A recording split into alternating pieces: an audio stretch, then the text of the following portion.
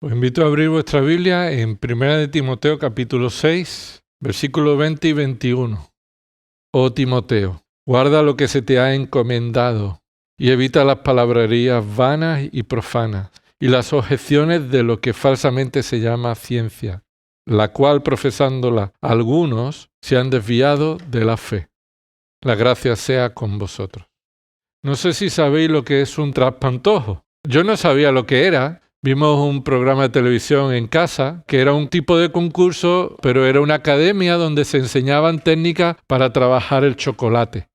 Entonces allí un maestro experto en la repostería mostraba cómo hacer algunos postres y trabajar con la repostería. Ellos hacían figuras y esculturas de chocolate, todo se podía comer, pero en una de esas tareas de pruebas que ponían, tenían que hacer un traspantojo. Algunos sí sabéis lo que es, pero yo allí aprendí lo que era un traspantojo. Se trataba de simular un objeto que pareciera que es ese objeto, pero que en realidad era comestible, era un postre. Por ejemplo, hacían una linterna. Tú veías ese objeto y a primera vista pensabas que era una linterna, la cogerías para usarla como linterna. Pero de repente el maestro llegaba y con un cuchillo lo cortaba por la mitad y era de chocolate. No era lo que parecía. Y buscaba traer una experiencia al que iba a comérselo, una impresión, pensando que era algo diferente a lo que sus ojos estaban viendo. Algo parecido sucede a lo largo de la historia con consecuencia catastrófica acerca del engaño y la mentira que durante todos los siglos desde Edén el enemigo y nosotros por nuestro pecado construimos nuestros traspantojos, que se parecen la verdad de Dios, que parecen lo verdadero, que parecen el Evangelio, que parecen la palabra de Dios, pero que te lleva una trágica sorpresa cuando ves que lo que está dentro no es un postre, sino que es puro veneno. El propósito no es traer una buena experiencia al comensal, como sería un postre así, sino para llevar a mayor condenación a aquellos que sigan ese traspantojo. No es lo que parece, pero tiene el propósito de aparentar lo que no es. Y el diablo y el hombre lo ha fabricado desde el principio. Pretende aparentar lo que en realidad no es. Busca engañar la vista, el oído, la mente, los sentimientos, el corazón. Busca emocionarte, pero con la mentira, no con la verdad. Y te parece que es verdad cuando en realidad está relleno de condenación, de muerte. En el Edén ya sucedió. La mujer fue engañada. Fue un traspantojo lo que el diablo le presentó. Le enseñó el diablo, esta es la verdad y Dios te está engañando. Esto es la verdad.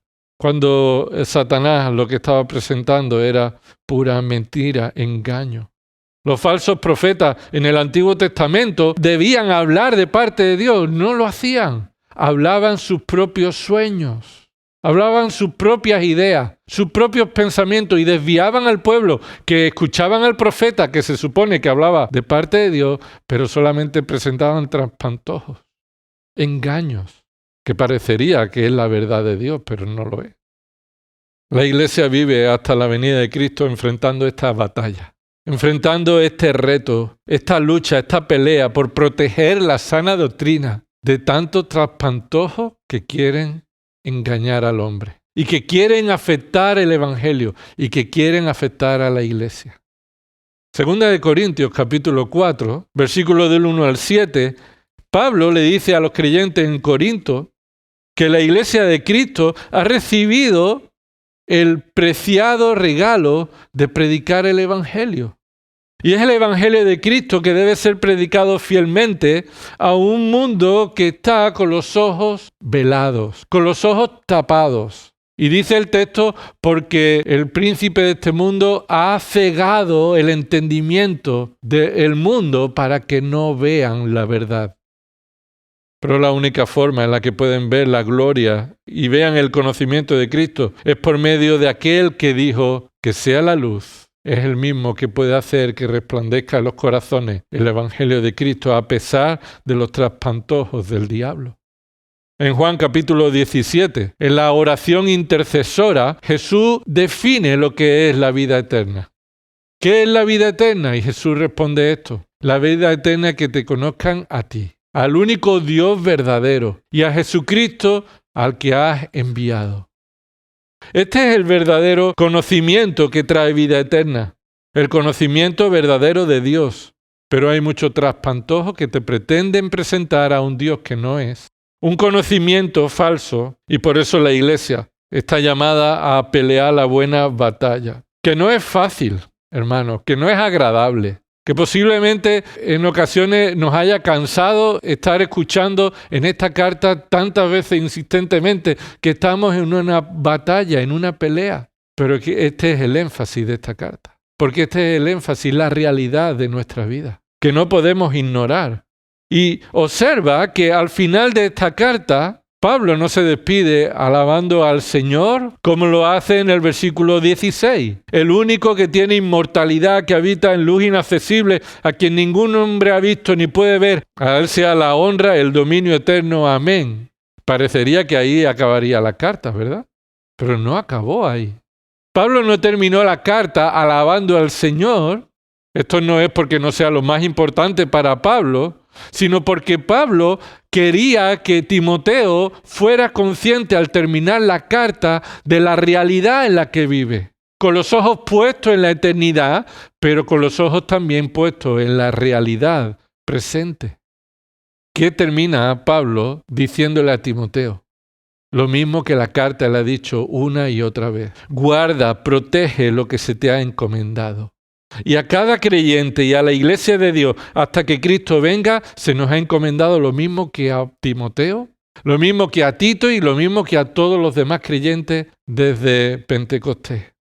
Que guardemos, protejamos, cuidemos el Evangelio. Que protejamos, cuidemos la sana doctrina. Que no abandonemos. Recuerda que esto es lo que Timoteo estaba a punto de hacer, ¿no? ¿Por qué Pablo le escribe a Timoteo? En el capítulo 1 vimos que Timoteo estaba a punto de abandonar. Y por eso te dejé ahí, para que estuvieras corrigiendo y impidieras que la falsa doctrina se enseñara en esta iglesia. Y termina la carta diciéndole lo mismo. No abandones. Y no te distraigas con las cosas de este mundo. Si leyéramos la segunda carta, algo que te animo a que puedas hacer, con una perspectiva ya de haber leído la primera. Además, recuerda que en la segunda carta posiblemente Pablo ni pensaría escribirla. Con esta primera ya sería suficiente para dar instrucciones a Timoteo. Pero si lees la segunda carta, Timoteo posiblemente ya no esté en Éfeso. Timoteo ya no está en Éfeso. Timoteo posiblemente o está pensando abandonar el ministerio o lo haya hecho. Por esa razón se escribe segunda de Timoteo. Porque Pablo le va a insistir muchas veces en esa segunda carta, no te avergüences de mí ni del Evangelio. Si esto ha sucedido en la vida de Timoteo, hermanos, significa que pelear la buena batalla no es lo que es primero en nuestros esquemas, en nuestras agendas. No es lo que más desea nuestro corazón, enfrentar esta pelea por defender la sana doctrina. Nuestro corazón, como el de Timoteo, estará tentado a abandonar, a ignorar esta guerra y a echarle ojo a los traspantojos que se nos presenten. A permitir que nuestra mirada y nuestro corazón y nuestra mente y los que nos rodean estén seducidos por traspantojos que son agradables a nuestros oídos, a nuestros pensamientos. Por tanto, al despedir esta su primera carta, Pablo se despide de una manera muy abrupta, muy de repente. Casi no tiene una despedida formal. Esa última frase, la gracia sea con vosotros, posiblemente eso sea una frase de despedida, pero que tiene un fundamento con todo lo que se le ha dicho y veremos a continuación. Pero Pablo, hermano, movido por el Espíritu Santo, para escribir esta carta a Timoteo como parte de la escritura revelada por Dios, se despide con un claro propósito de resumir la tarea del ministro de Cristo. Está resumido en una frase en la que Timoteo puede recordar al terminar de leer esta carta. Pero esto no solamente está dirigido al ministro de Cristo, sino que cada creyente debe ser consciente de que es la naturaleza, la realidad de la vida cristiana hoy. Tú y yo debemos guardar el Evangelio porque se nos ha encomendado. Se nos ha dado como un depósito. Así que veremos en esta mañana 2 puntos en este pasaje. La predicación puede ser titulada El mandato fundamental para el ministro de Cristo. Un mandato fundamental para el ministro de Cristo. Pero ¿y los que no somos ministros de Cristo? ¿Qué? Bueno, este es un mandato fundamental también para la Iglesia de Dios y también para apoyar en oración y para animar a los ministros de Cristo para que cumplan su mandato. Lo que es un mandato para el ministro de Cristo también es una realidad y una responsabilidad para cada creyente. Y el mandato es este: atesorar la sana doctrina en dependencia de la gracia de Dios. Atesorar la sana doctrina en dependencia de la gracia de Dios. Este es el mandato fundamental que Pablo quiere que Timoteo recuerde. Atesora la sana doctrina en dependencia de la gracia de Dios. Y tiene un claro bosquejo. En primer punto es el mandato fundamental. Y está en el versículo 20 y la primera parte del 21. El mandato fundamental. Ese mandato fundamental es guarda evitando. Guarda evitando. Un mandato fundamental. Y en segundo lugar, un deseo fundamental. Un deseo fundamental. La gracia de Dios con vosotros. La gracia de Dios con vosotros es el deseo fundamental. Así que aquí vemos el mandato fundamental y el deseo fundamental. Pero antes de entrar en estos 2 puntos, quisiera resaltar el tono que utiliza Pablo en esta ocasión. Observa conmigo el versículo 20. Dice ahí, oh Timoteo, oh Timoteo.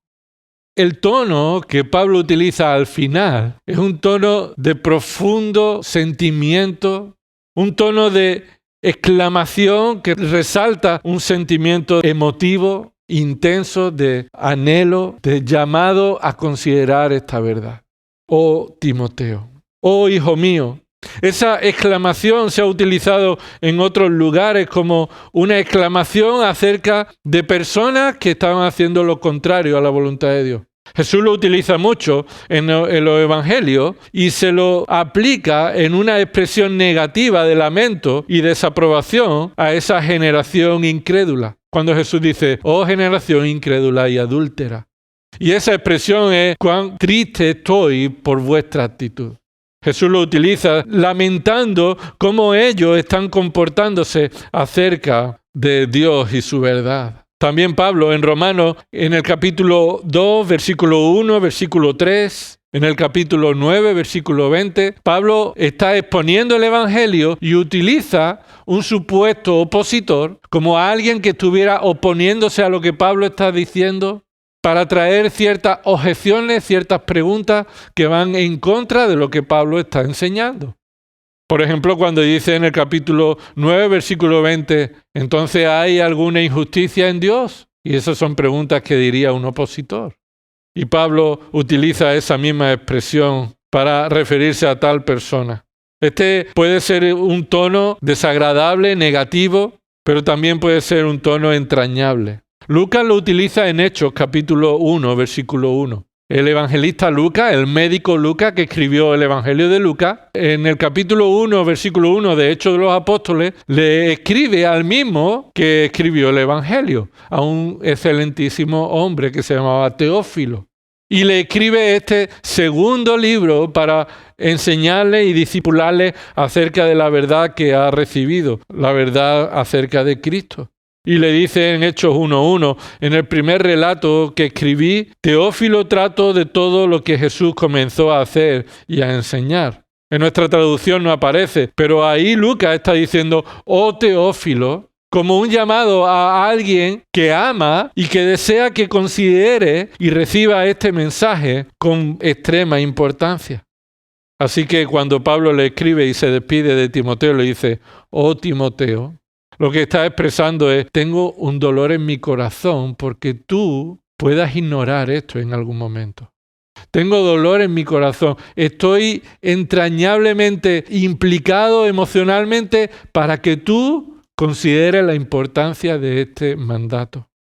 Es un llamado de solemnidad, es un llamado de consideración, es una expresión de amor de Pablo a Timoteo.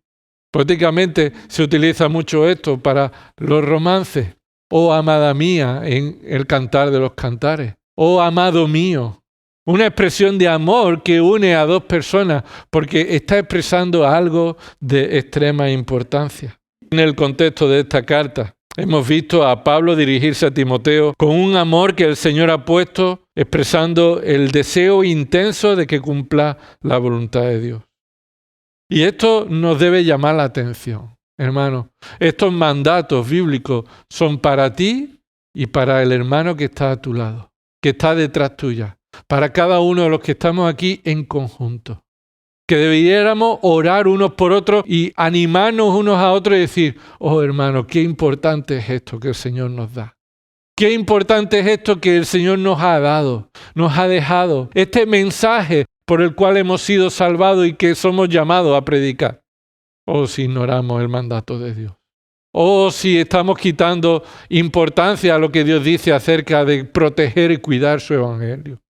O si echamos la mirada a los traspantojos y buscamos la seducción y somos seducidos por la mentira y el engaño de este mundo. O si no somos fieles. Nosotros como creyentes deberíamos expresar nuestro amor al Señor animándonos unos a otros, expresándonos unos a otros. Hermanos, obedezcamos al Señor. Hermanos, amemos su palabra, guardemos su palabra, valoremos su palabra, conozcamos su palabra, obedezcamos su palabra. Mira en el capítulo 6, ahí en 1 Timoteo, versículo 11. Pablo se lo ha dicho hace poco, al final de la carta. Pero tú, oh hombre de Dios, y está enfatizando esta importancia de que él considere que es el hombre que Dios ha llamado. Y tú y yo somos hijos de Dios. Y Pablo está expresando su lamento por Timoteo, por la importancia de que guarde lo que se le ha encomendado, pero también la gravedad en el caso de que no lo cumpla. ¿Estás pensando abandonar? Oh, Timoteo, esto es lo que el Señor nos manda hacer. Estás viviendo una vida confiado en que el Señor te ha salvado y por siempre eres salvo y ahora estás menospreciando las demás instrucciones que el Señor te da. Oh hermano, si no guardamos el Evangelio. Así que ahora viene este mandato fundamental. ¿Y por qué digo que es fundamental? Precisamente porque termina la carta diciendo esto. Y la carta se termina para dejar en la mente de Timoteo lo que es fundamental. Lo que se puede resumir en el resto de la carta se puede ver en este versículo. Oh Timoteo, y aquí viene el mandato, guarda lo que se te ha encomendado. Guarda lo que se te ha encomendado. Este es el mandato fundamental. Guardar, vigilar, cuidar, proteger. Lo que los soldados hacían con los presos. Lo que era Pablo y Pedro y Juan y otros encarcelados, ellos estaban siendo guardados, cuidados, custodiados.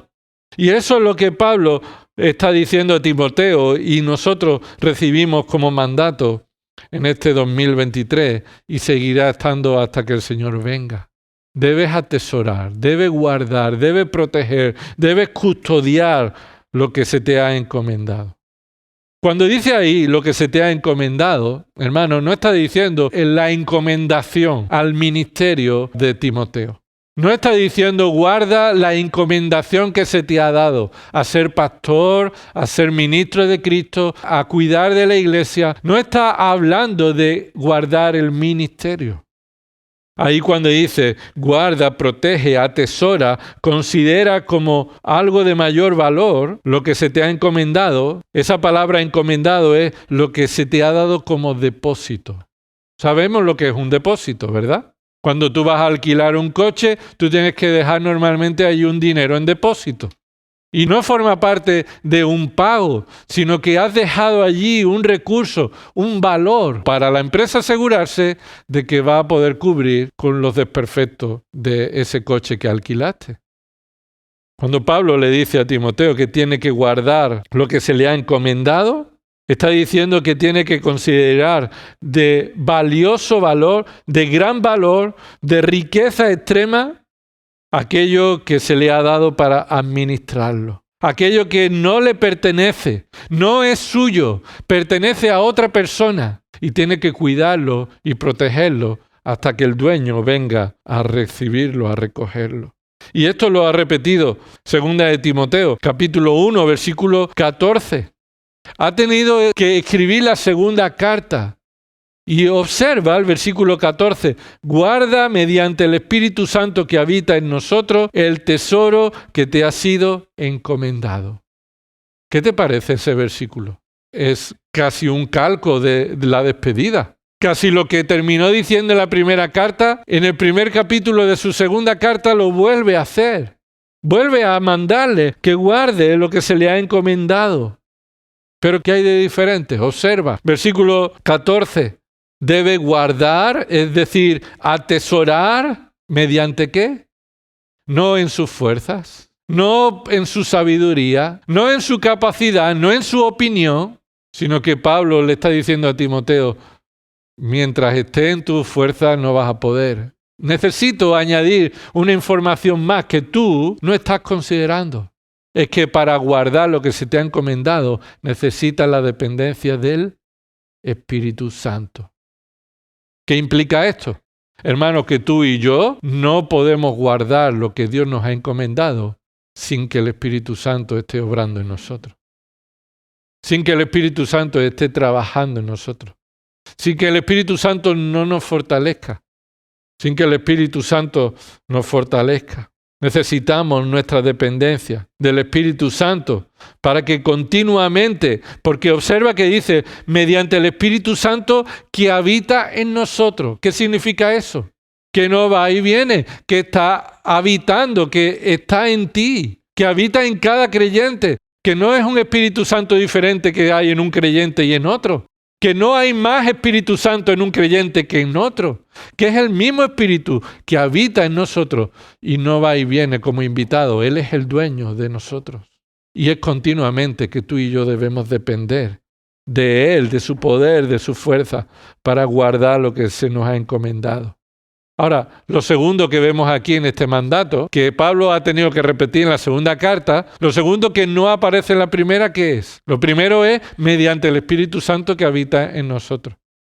¿Qué es lo segundo? Las dos diferencias, podríamos decir. Que este depósito es un tesoro. Es un tesoro. Esto no es una condena, Timoteo. Claro que no es agradable, no es fácil. Claro que es una lucha, una pelea. Claro que tú no puedes en tu fuerza, por eso está el Espíritu Santo. Pero escúchame, lo que tú estás guardando es el mayor tesoro. Lo que Dios nos ha dado. Y aquí este depósito es el Evangelio, la sana doctrina que debe ser protegido, cuidado, guardado. Es un tesoro. La sana doctrina, la verdad de Dios no está en esta tierra. Lo ha dado Dios a la iglesia. La verdad no surge del hombre. La verdad no surge de las civilizaciones, del avance tecnológico. El conocimiento de la verdad no viene en las universidades. No es ningún país el que inventó la verdad. Dios es verdad. Y la verdad solo proviene de Él. Y el conocimiento de la verdad es dado por Dios ¿a quién? A la iglesia, a cada creyente, por medio de su palabra revelada, lo cual es un tesoro. Esto es un tesoro, hermano. No para idolatrizarlo, como hacían los fariseos y los escribas, y utilizarlo como un medio para sus propios intereses, y un medio para decir, si cumples lo que aquí dice de la ley, entonces eres salvo, y hacer esclavo a todo el mundo de sus propias instrucciones de hombres. No, la verdad de la gracia de Dios en Cristo. La verdad de la misericordia de Dios en Cristo. La verdad del Evangelio en Cristo. Pero no solamente la verdad es un tesoro. Lo cual cuando dice un tesoro está resaltando que es el mayor tesoro que la iglesia tiene y ha recibido. El mayor tesoro que hay en la tierra no es material. Es la verdad de Cristo, el Evangelio de Cristo, su palabra. Sino que también nos dice que es delicado. Un tesoro es delicado. Un tesoro es delicado, es cuidado, es protegido. Porque el Evangelio ya no lo es en el momento que cambie una letra de ella. El Evangelio ya no es el Evangelio en el momento que tuerza un poquito su mensaje. Y por eso el Señor Jesús y Pablo le decía a los creyentes que nos cuidemos ¿de qué? De la levadura. ¿Por qué? Porque la levadura tiene un gran poder para afectar con un poquito mucha cantidad de masa. Y ese es el poder de la mentira. Y la delicadeza del Evangelio, de la verdad que Dios nos ha dado a ti y a mí, es no mezclarla con traspantojos. No es ponerla al lado de otra cosa que parece que es la verdad, pero no lo es. Porque entonces estamos deshonrando la verdad. Al ponerla al lado de algo que no lo es y que además nos lleva a la duda, a la confusión. Este depósito es un depósito que debe ser cuidado en dependencia del Espíritu y que debe ser cuidado como un tesoro. Así que a Timoteo se le ha encomendado la enseñanza del Evangelio, la defensa del Evangelio, vivir el Evangelio en su propia vida, la sana doctrina frente a todos aquellos que están queriendo afectarla por medio de sus oposiciones, de sus ataques. Y Dios nos ha encomendado la sana doctrina por medio del cuidado y el respaldo de la Iglesia, del Espíritu Santo, para que cuidemos este tesoro que se nos ha dado. El hecho de que Pablo repita este mandato tantas veces a Timoteo muestra que Timoteo estaba en riesgo de abandonar. Tú y yo estamos en riesgo de no considerar la importancia de este mandato. Puede que no sea nuevo, que lo hayamos escuchado. Bueno, lo hemos escuchado.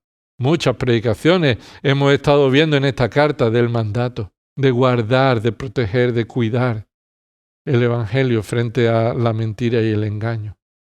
Pero cuán importante es para nosotros. ¿Cómo está calando en nuestro corazón? Por eso Pablo le dice a Timoteo, oh Timoteo, esto es importante.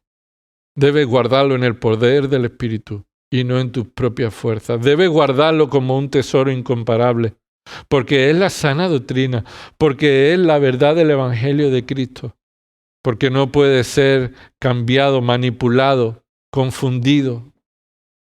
Ahora, hermano, quiero destacar también una verdad, un detalle acerca de esto.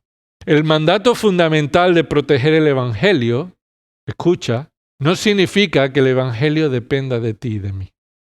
Que el Evangelio sea protegido no significa que Dios no puede proteger a sí mismo su palabra.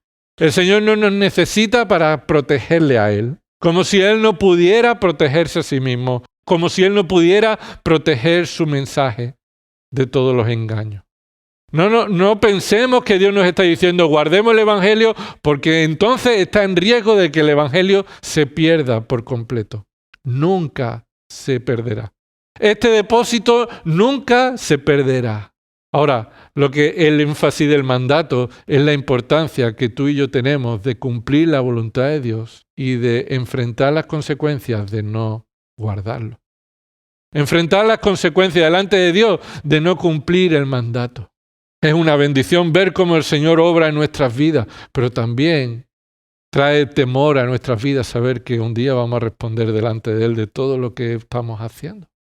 Y no vamos a ser condenados porque Cristo ya nos libró de la condenación, pero ¿cómo vamos a responder delante de Dios de cómo estamos obedeciendo su palabra? Así que no pensemos que el Evangelio va a depender de nosotros. El Evangelio está protegido por el mismo Señor. ¿Qué dijo en Mateo 16, 18? Yo edificaré mi iglesia. Y añadió, y las puertas del Hades significa, y todas las fuerzas de los enemigos no podrán acabar con ella.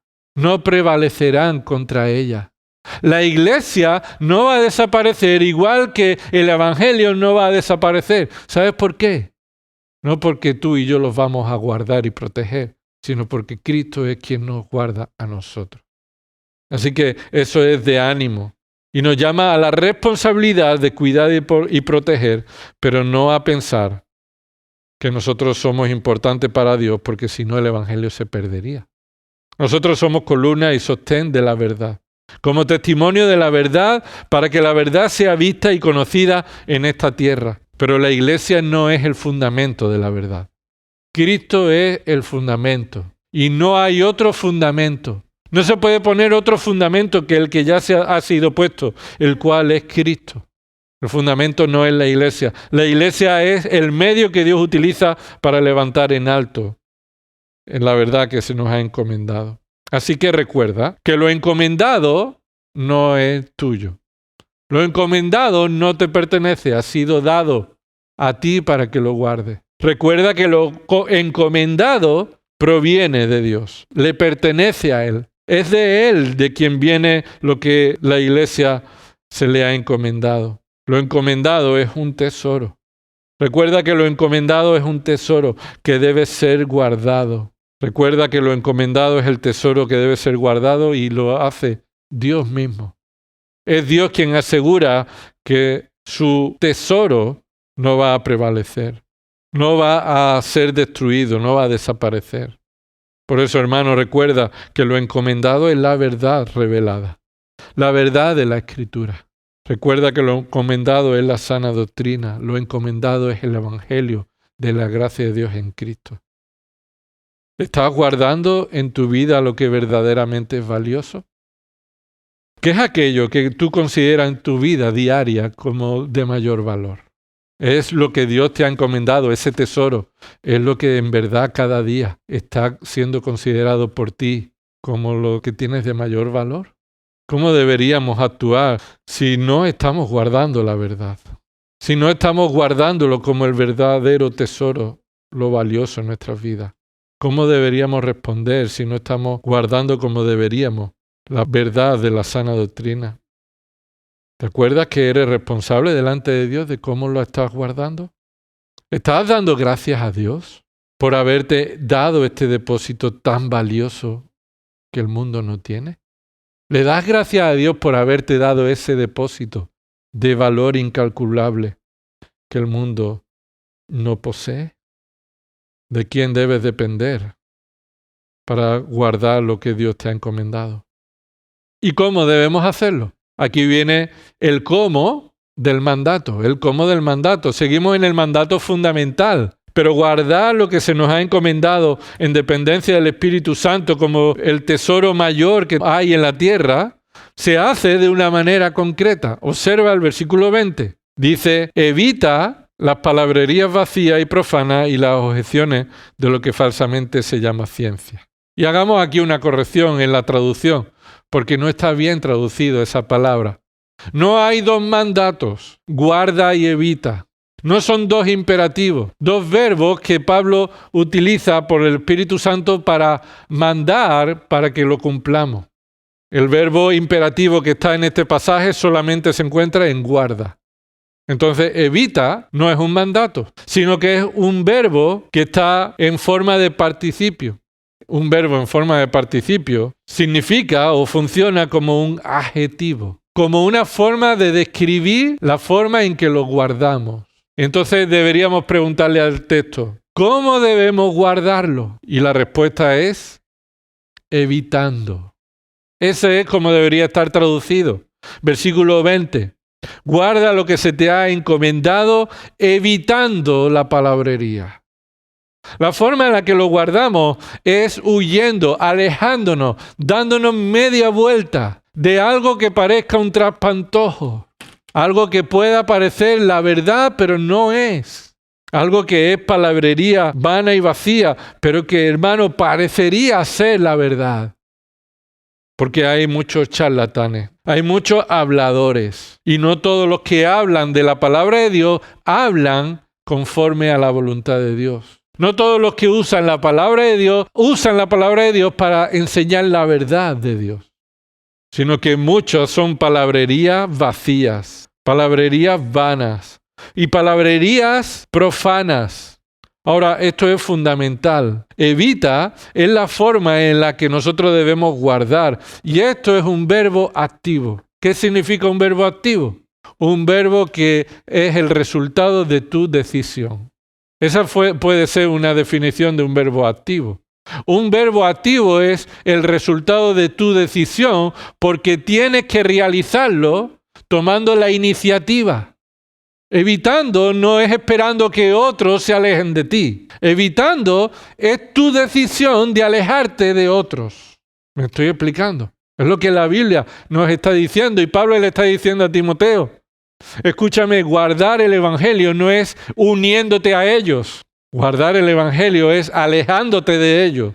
Guardar el Evangelio no es aprendiendo de ellos y usando las técnicas que ellos usan. Guardar el Evangelio es alejándote de todo lo que ellos hacen y cómo lo hacen.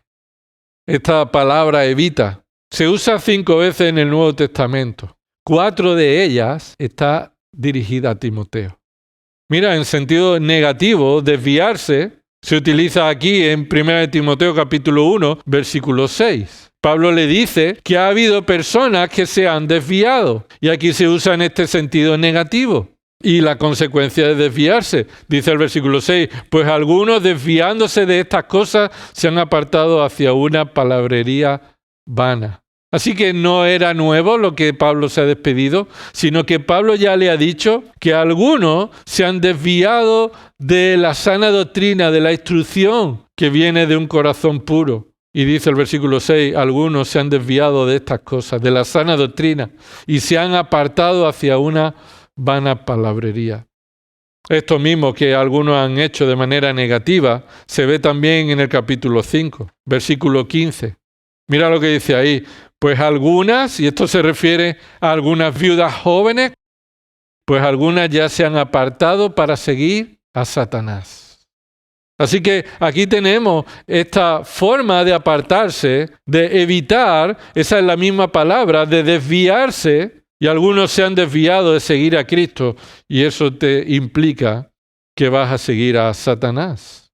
También ahí, en sentido profético, en 2 de Timoteo capítulo 4, Pablo le vuelve a escribir a Timoteo porque él está avergonzándose del Evangelio, ya no está en Éfeso, no sabemos dónde está exactamente, pero Pablo le está repitiendo y enfatizando que debe perseverar en seguir el ministerio. Y dice ahí en el versículo 3, porque vendrá tiempo cuando no soportarán la sana doctrina, sino que teniendo comezón de oído acumularán maestros para sí conforme a sus propios deseos. Esos maestros son los que le dan los traspantojos, que son más agradables, son más dulces, son más ricos a su oído, a su entendimiento. No lo acusa tanto de pecado, no le dice que necesita tanto a Cristo como otros están enseñando la sana doctrina. Está exaltando al hombre, está haciendo al hombre merecedor por todo su esfuerzo. Esos son mensajes que al hombre le gusta escuchar, agradable escuchar, pero son traspantojos. Y muchos van a apartar sus oídos de la sana doctrina y se van a acumular maestros para que le den lo más agradable a sus oídos.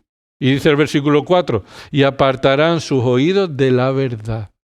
Apartarán su oído de la verdad. Y Pablo está aquí de una manera profética, hablando de lo que va a suceder a medida que el tiempo va avanzando.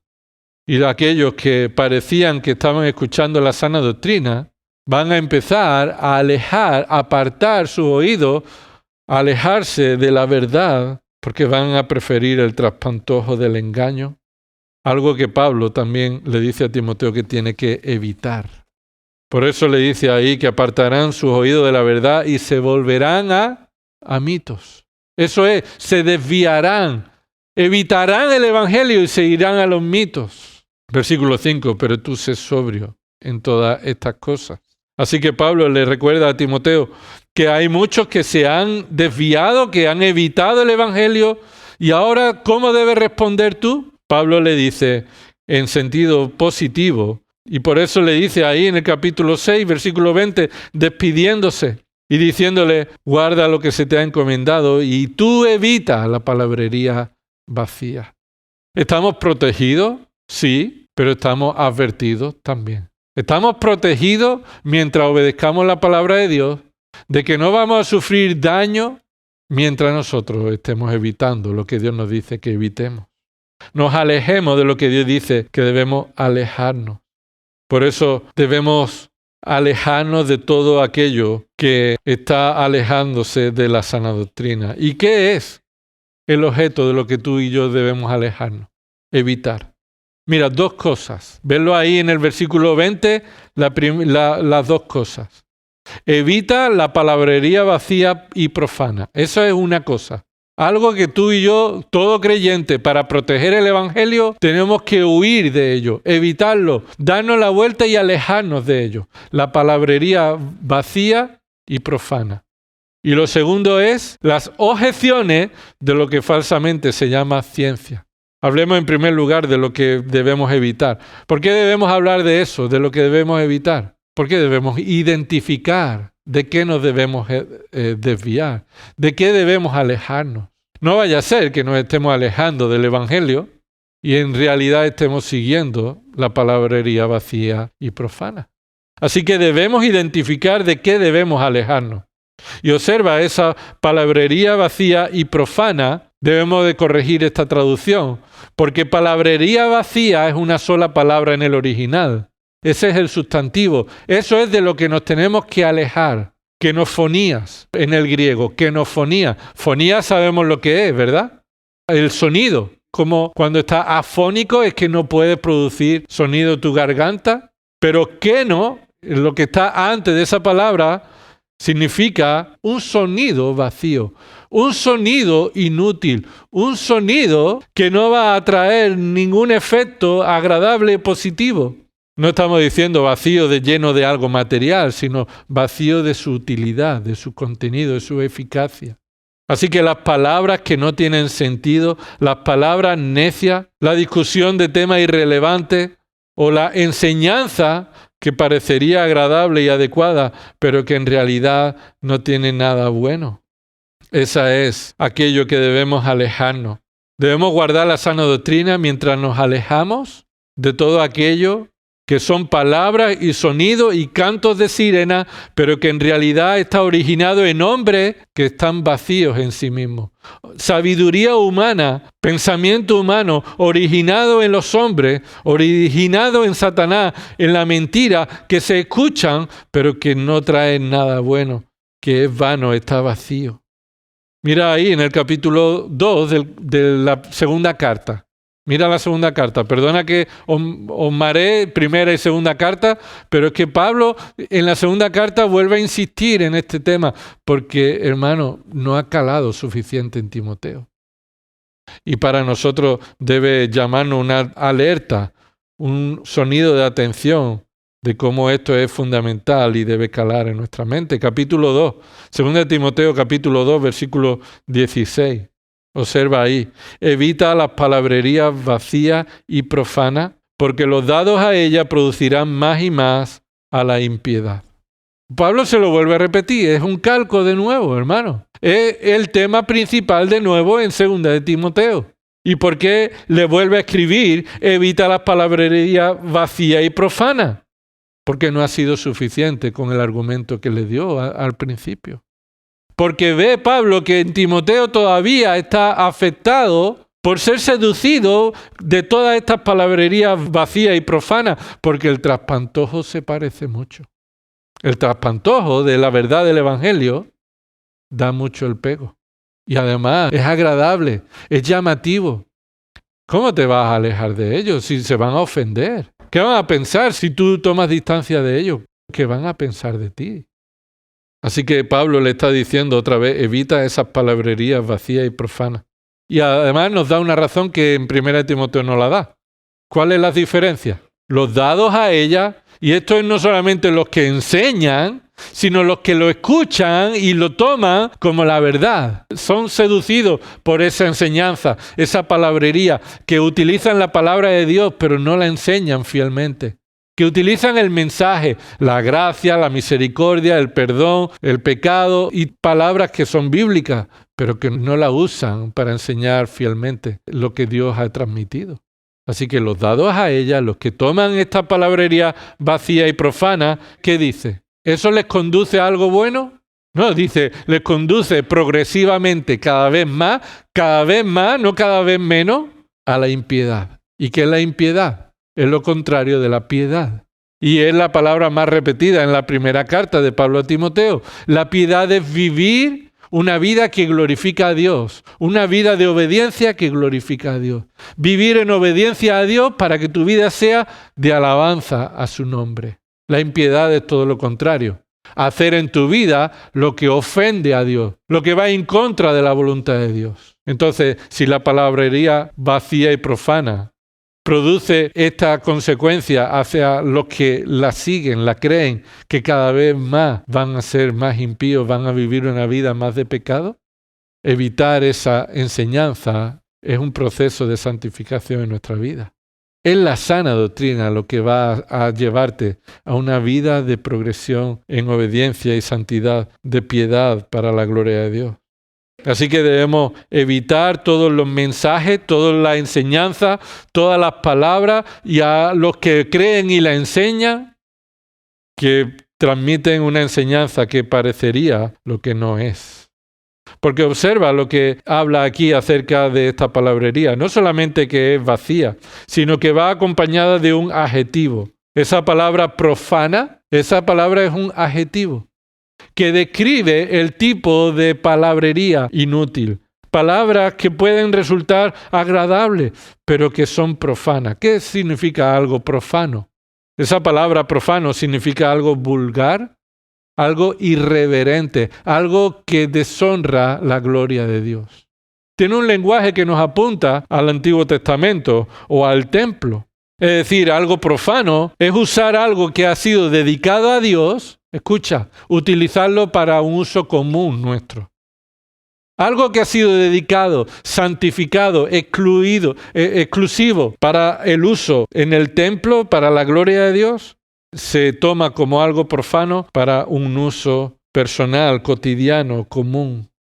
5 veces se utiliza en el Nuevo Testamento y ¿cuántas veces la usa para Timoteo? De nuevo, 4 veces. Pablo habla más de algo profano a Timoteo que a nadie más, porque la sana doctrina no puede guardarse si tú estás acercándote de ese mensaje que utiliza lo que Dios ha dado para su gloria, lo utiliza de forma profana. Es decir, lo utiliza para enseñar lo que el hombre quiere decir de Dios. Es usar la palabra de Dios para decir lo que Dios no ha dicho. Es usar los utensilios que eran para el templo, usarlo para hacer tu comida en tu casa. Puedes usar lo que Dios ha dado para su gloria, para enseñar lo que el hombre quiere enseñar en base a la mentira y el engaño de su corazón. Así que si tú no te alejas de lo profano, tú estás trayendo deshonra al Evangelio, usando también la palabra de Dios para un uso pecaminoso. Así que son 2 cosas que debemos evitar. Descripción de la palabrería, que es inútil y además que viene acompañado del adjetivo profano, que es para un uso común de aquellos que ha sido dedicado a Dios. Así que aquellos que amontonaban maestros para que le hicieran cosquillitas son los que utilizan el texto bíblico, pero para enseñar lo que exalta al hombre, para enseñar lo que anima al hombre a que está bien como está. Para enseñar que la gracia de Dios es otra cosa diferente a recibir la bendición sin merecerla. A que el hombre es el ser que Dios ha creado libre, al cual Dios tiene que respetar su decisión, y el hombre es quien manda y es Dios quien está a su servicio. Para decir que si alguien va al infierno, tiene que ir como uso de su libre albedrío. Y si es Dios quien escoge a uno para salvar, entonces Dios es el responsable de los que van al infierno porque Dios no los escogió. Eso es torcer la Escritura. Eso es hacer a Dios el malo, quitando la responsabilidad del hombre. No hay hombre que vaya al infierno que no lo merezca, porque todos estamos condenados, todos hemos pecado y estamos destituidos y no alcanzamos la gloria de Dios.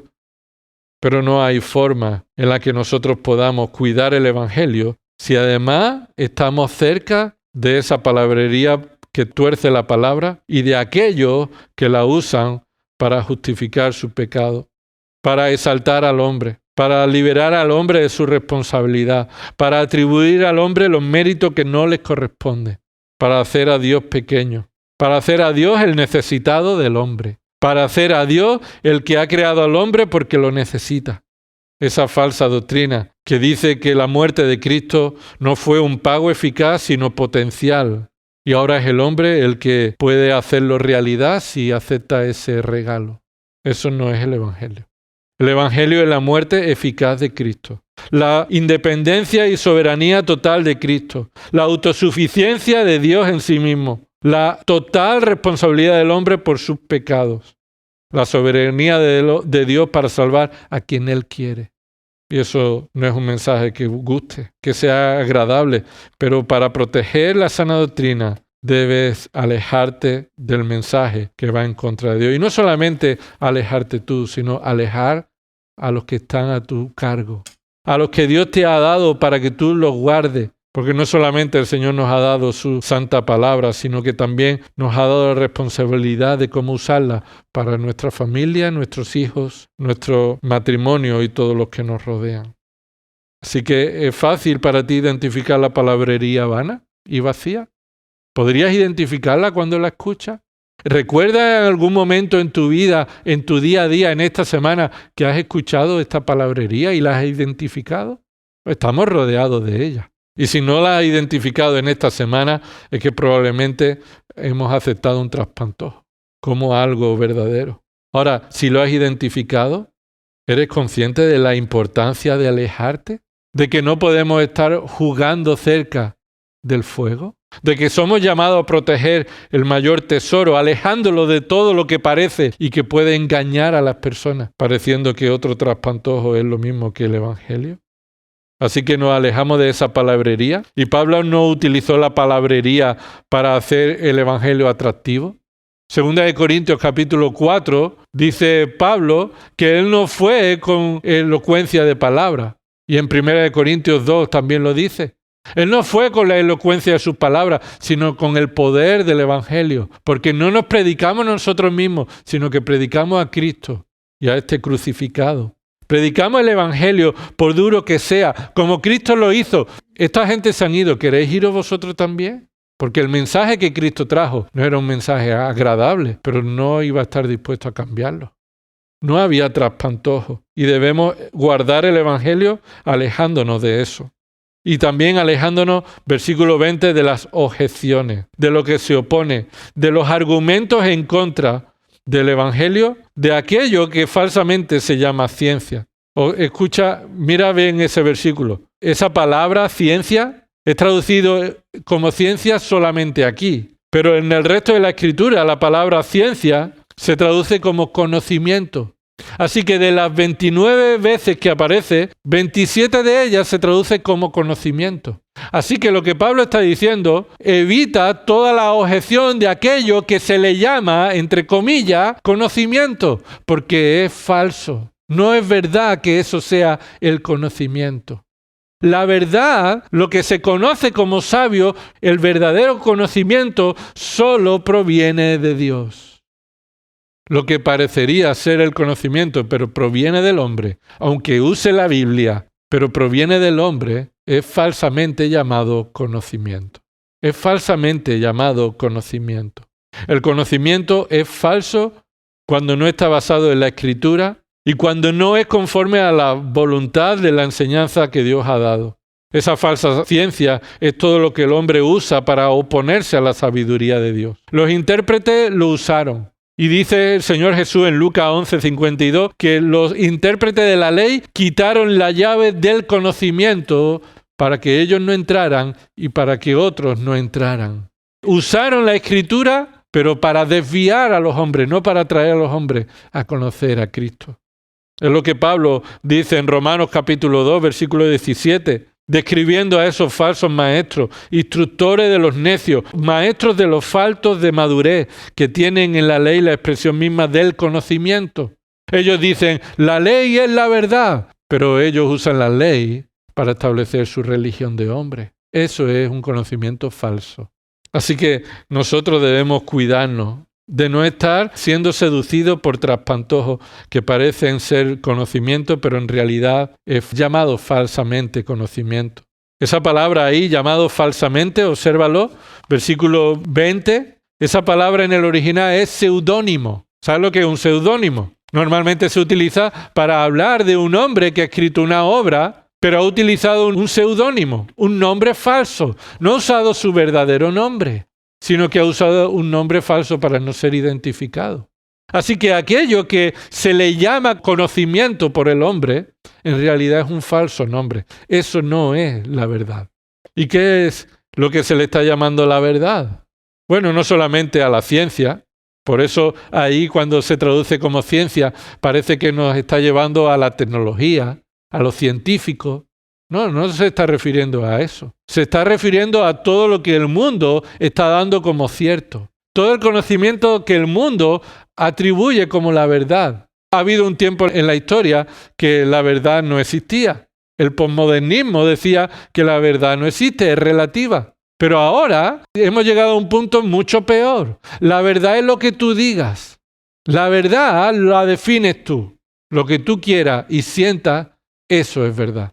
Tú te sientes hombre aunque has nacido biológicamente mujer, eso es verdad para ti. Tú te sientes mujer aunque en realidad has nacido como hombre, eso es verdad para ti. Esa es la locura, no es conocimiento, no es verdad. Eso es locura delante de Dios. Para el hombre, el conocimiento, la verdad, la sabiduría de Dios es locura. Y la cruz es el mensaje de Dios que el hombre llama que es locura. Así que, hermano, el falso conocimiento profano acerca de Dios debe ser evitado por ti y por mí. Porque el Evangelio es intocable. Porque no hay otro fundamento. Y todo el que quiera poner objeciones es un enemigo de la cruz de Cristo. ¿Estás agradecido a Dios porque Él te ha dado el conocimiento de la verdad? ¿Estás dependiendo de Dios para crecer en el conocimiento de la verdad? ¿Estás valorando que no hay conocimiento que no venga de parte de Dios? ¿Por qué te vas a guiar para considerar qué es verdadero y qué es falso? ¿Por la filosofía del mundo? ¿Por los científicos del mundo? ¿Por los que te rodean? ¿Por los influencers? ¿Por los políticos? ¿Por los medios de comunicación? ¿Quién va a definir la verdad? ¿Qué vas a usar para identificar la palabrería vana y profana? Para aquello que se le llama ciencia, pero no lo es. Conocimiento, pero no lo es. ¿Qué vas a usar para identificarlo y alejarte? ¿Lo que sale de tu mente crees que es verdad? ¿Lo que salga de tu pensamiento, de tus deseos, de tus sentimientos, eso es lo que va a guiar tu vida? ¿O justificas de algún modo tu falta de prudencia, tu falta de responsabilidad? Nuestra desobediencia, nuestra imprudencia al estrechar lazos con aquellos que en realidad están siguiendo el traspantojo, la mentira, el engaño. Terminamos ahí el versículo 21. La cual, profesándolo algunos, se han desviado de la fe, y esto muestra que no todos eran de nosotros. Primera de Juan, capítulo 2, versículo 19. Y muchos salieron de nosotros, pero en realidad no eran de nosotros. Porque si hubieran sido de nosotros, habrían permanecido con nosotros. ¿Pero salieron para qué? Dice ahí, a fin de que se manifestara que no todos son de nosotros. Y esto nos lleva a depender de la gracia de Dios. Por eso es el deseo fundamental. Observa ahí al final, el deseo fundamental. La gracia sea con vosotros. Observa que aquí lo que Pablo está haciendo es expresarle a Timoteo, y no solamente a Timoteo, sino a toda la congregación en Éfeso, entre los cuales habrá verdaderos creyentes, pero también habrá falsos creyentes, y que la única forma de manifestar quiénes son los verdaderos creyentes es predicando el Evangelio y alejándose de los opositores. Así que Pablo le dice a Timoteo y a los creyentes que la gracia de Dios sea contigo. Ahí la gracia no dice la gracia de Dios literalmente, pero no hay gracia fuera de Dios. Tú y yo necesitamos la gracia como el comer, como el aire para vivir. Tú y yo hemos sido salvados por gracia y seguimos siendo salvados cada día por gracia. Así que guardar lo que se te ha encomendado huyendo no lo puedes hacer sin la gracia de Dios. Dios nos da bendiciones que no merecíamos. Esa es la descripción de la gracia. Así que si se nos ha encomendado este tesoro, si se nos ha dado el Espíritu Santo en nosotros, y si se nos está avisando que debemos alejarnos de todos los traspantojos, que parece ser el conocimiento, pero no lo es, entonces necesitamos depender de la gracia de Dios con nosotros, agradeciéndole y adorándole por la gracia que ha tenido, pero que sigue teniendo con nosotros. Señor, que tu gracia sea con tu iglesia. Dependemos de tu gracia, porque si depende de nosotros, la iglesia habría desaparecido en los primeros 5 años. Pero es la gracia de Dios que nos sostiene. Es la gracia de Dios en la cual estamos firmes. Es la gracia de Dios en la cual Él nos ha salvado, pero también nos fortalece. Es la gracia de Dios suficiente. Señor, te adoramos por tu gracia. A ti sea la gloria en el nombre de Cristo. Amén.